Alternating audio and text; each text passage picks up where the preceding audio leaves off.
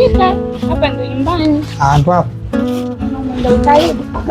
Karibu mwanangu, karibu. Shakaribia mama. Karibu, karibu. Salamu alaykum. Waalaikum salaam. Kama shikamoo. Marhaba. Mama, mimi leo nimeamua nimlete mchumba wangu nyumbani.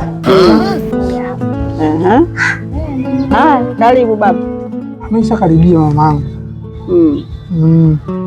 Leo nije na mchumba wangu hapa aje kumtambulisha. Mradi na mimi nyumbani nijulikane.